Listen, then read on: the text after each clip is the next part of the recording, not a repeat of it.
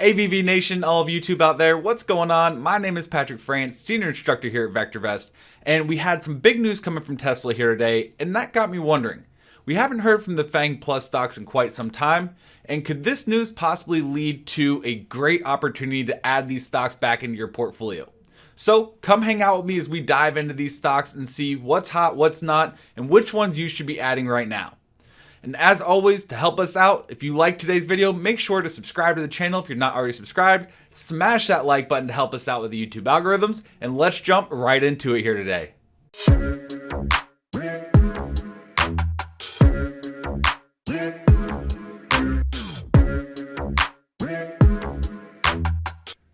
Alright, welcome back everybody. So before we jump into the main headline for today, let's take a step back, go back 2 months, and start where this all began. And that came from Alphabet or Google's initial earnings release, where they announced that they were going to be doing a 20-for-1 split around the middle of July this summer. So that kicked it off for the big FAANG stocks really. And what we've seen is more of the same from all the other major tech companies. So before we jump into the next part of this, as always, whenever a stock does a split or has a split, especially a 20-for-1, that lowers the initial cost of the stock. So that way it looks cheaper and makes it more affordable for a larger portion of investors out there. So as an individual smaller retail investor, this is definitely a positive sign and could really help spark growth in these companies and continue to make their stock prices climb over the near future. So once again, started back in February with Alphabet kicking off the split mania, if you will. Well, about a month forward, as we fast forward a little bit, Amazon had their announcement where they announced a 20-for-1 stock split, also a $10 billion buyback.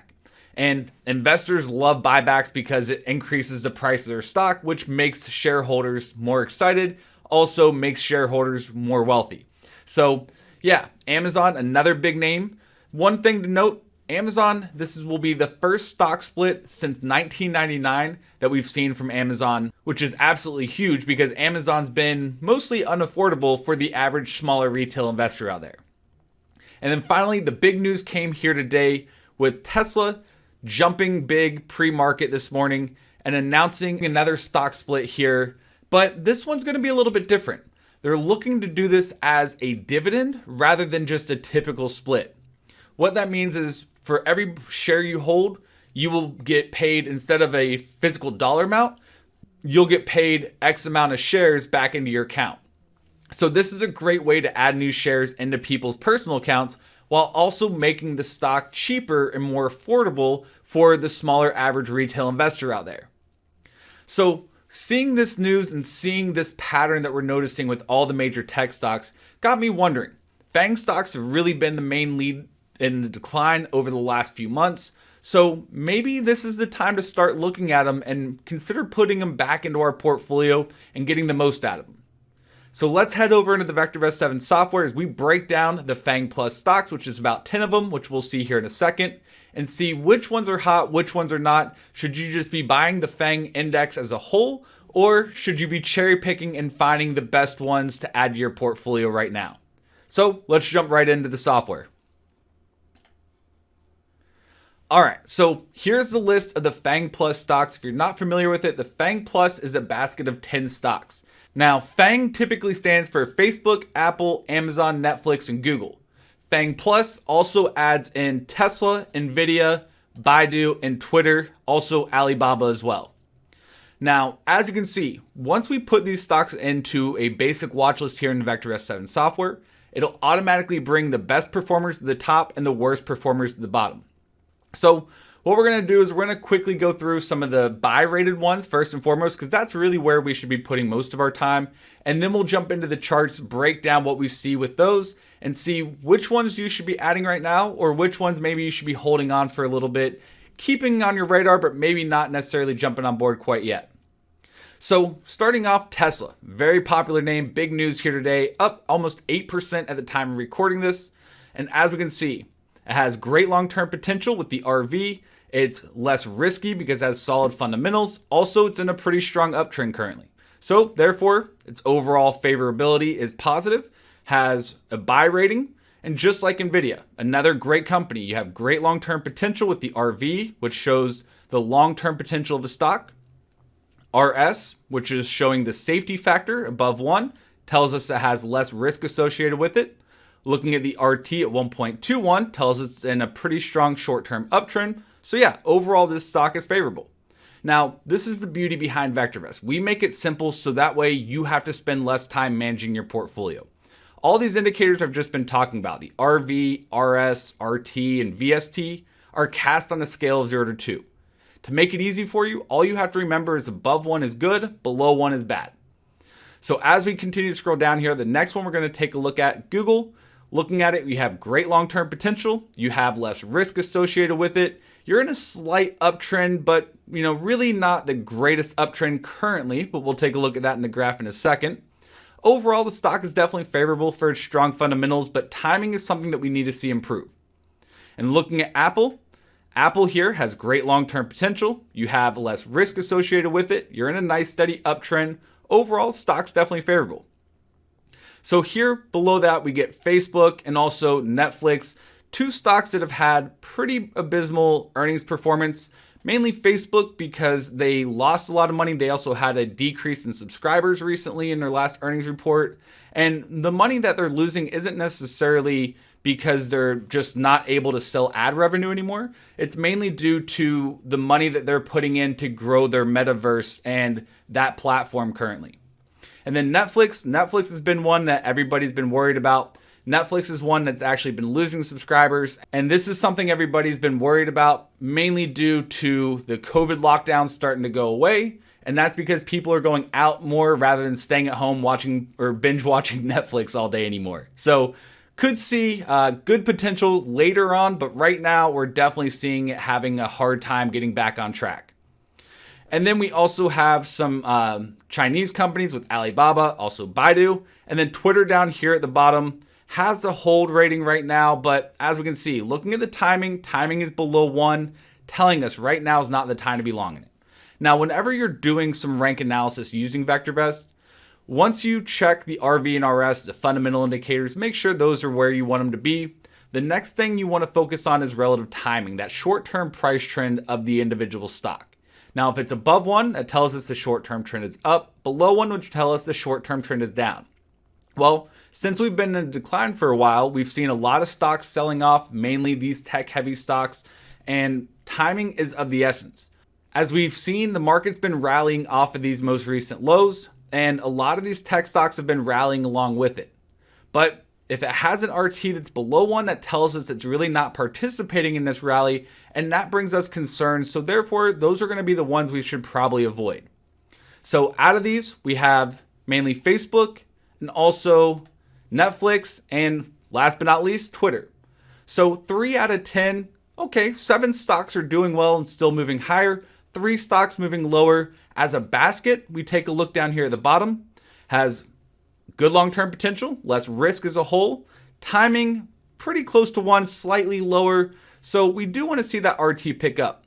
So therefore, going back to that whole basket idea, if you're looking at FNGU or any of the FAANG stock ETFs out there, right now may not be the best time to be jumping on board to the ETF as a whole, and maybe better opportunity for cherry picking. But if we see the overall basket's timing improve or cross above 1, then it may be more advantageous to jump into the ETF because it'll be a lot cheaper than adding each individual stock to your portfolio. So let's go ahead, jump right into the graph of these and take a look at the big picture of each one of these here today. So we'll go graph now and we'll zoom in, let's say to the 3-month time frame, look a little bit shorter time frame here. Starting off with Tesla. Actually, we'll zoom out to a 6-month. 6-month gives us a little bit better picture here. So looking at Tesla, I'm going to move over 1 second here. There we go. So now you guys can see the most recent price action a little bit better here. And looking at it, as we can see, we gapped up today off of that news and continuing to rally sharply, trading in the upper part of the range, which is definitely a positive sign. But one indicator that I have here at the bottom is MACD. It stands for the moving average convergence divergence, and it's a great technical indicator that can be used for both short-term and longer-term trading. What I mean by that is if you're a short-term focused trader, you're looking at the MACD line or that blue line and also the white line, which is called the signal line. If the MACD line is greater than the signal line, then that shows a short-term uptrend. Now, from a longer-term perspective, you have this level of 0 here on the MACD. When these MACD and signal lines go above that level of 0, as a longer-term investment, that gives you a great buying opportunity. Well, looking at Tesla. Tesla has been declining for quite some time. No surprise there. Looking at MACD, it's also been declining here as well. But then recently, off of these lows in the market, we've seen Tesla starting to rally and the MACD just turning above that neutral level of 0, telling us from a longer term perspective, we're starting to see a buy opportunity. So I like what we're seeing here. 3 and the 8, which is shown with the green and red lines here. 3-8 exponential moving average, which indicates short-term momentum, also in positive territory. So yeah, I like the setup. As long as we can stay above today's low after that gap up here, that would indicate the uptrend is still intact and Tesla has more room to run. So this one, I'm definitely liking what we're seeing currently. Let's move on to the next, NVIDIA. Now, NVIDIA, one of the biggest semiconductor names out there. And as we can see, no surprise, it's been declining ever since November. The whole entire market has been declining. Well, this could create a good buying opportunity. Looking at the MACD once again, we've been declining on the MACD, but then all of a sudden, ever since about the end of January, we've been hitting higher lows with the MACD, which indicates a divergence since price was continuing to move lower. And then also, as of today, or as of the last couple of days, the MACD line has crossed above that neutral level of 0, indicating a great buying opportunity for a longer term investment. Also on a short-term investment, the MACD line crossed above the signal line at the beginning of March. So you've had 2 great opportunities for both short-term and longer-term traders to take advantage of this here. Now, if we go to the next, Google, similar situation. So as you've noticed probably at this point, the trend that we're noticing with all these FANG stocks and FANG Plus stocks more specifically is that we have been in a long-term decline based off the MACD over the last 6 months or so. And all of a sudden, we're finally starting to see them as a long-term entry opportunity based off that MACD crossing above that level of 0. So here, another example. Been moving sideways, rallied off those lows, consolidating over the last couple of days, but the MACD is starting to turn into positive territory, giving us a long-term buy opportunity here. Going to the next one, Apple. Same situation, a little bit slower than what we've seen with some of the other ones so far, but as we can see, both heading in the right direction currently. Facebook, however, Facebook has not broken above that neutral territory. So that tells us right now, we got to simply hold off. Now, as I stated earlier, Facebook is one that's had a lot of bad publicity. There's a lot of negative sentiment on it currently out in the market, and understandably so. A lot of people own the FANG stocks. Facebook is one of them. Probably lost a lot of money, or lost some money at least on it after that bad earnings performance, and don't really like sitting in a negative position or a losing position. Understandable. But from a long-term play, Facebook has been stating this time and time again that they're working and putting a lot of money towards their metaverse. And so if they do it right, that could have a lot of potential down the road. For now, yeah, it's definitely feeling that short-term pain, but keep an eye on this one for when we start to see that reversal coming in. Maybe keep an eye on the MACD here as well. Moving on to the next. Amazon.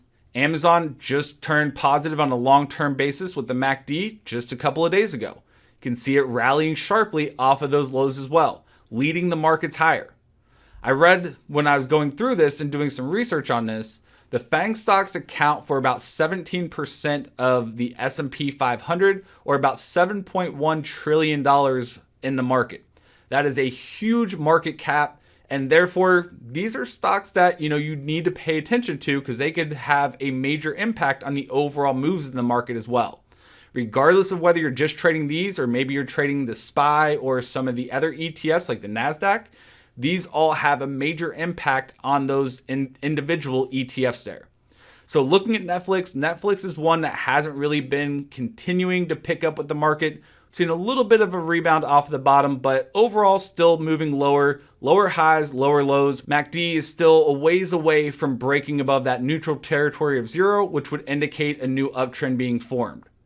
But one positive sign for anybody who follows me and knows I talk about divergences all the time, Netflix, you do see price declining, but their MACD has been improving, which does give us a divergence, a bullish divergence. But once again, don't ever try to predict the breakout of a divergence.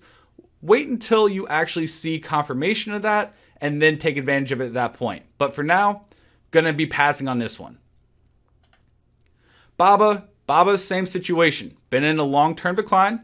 MACD is starting to pick up here a little bit, but the signal line still has a lot of room to grow before we start seeing the overall longer-term buy opportunities with this one. Baidu, similar situation. MACD still in negative territory. And then finally, Twitter's actually starting to see a longer-term buying opportunity, but this is definitely going to be one you want to be cautious with. But looking at it, once again, talking about divergences, I'll use the freehand line. Price has been steadily moving lower. MACD has been steadily moving higher.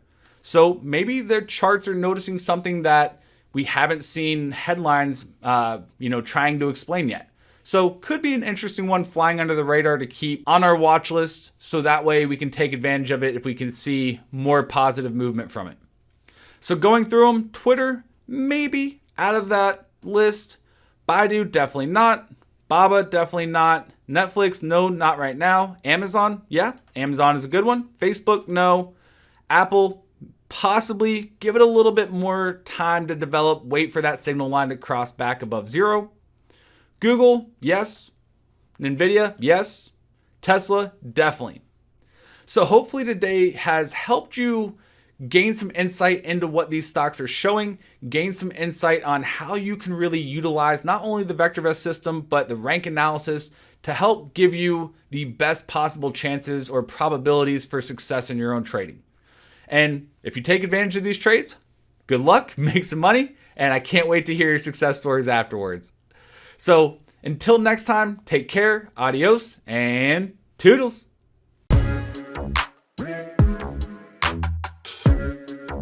Yeah.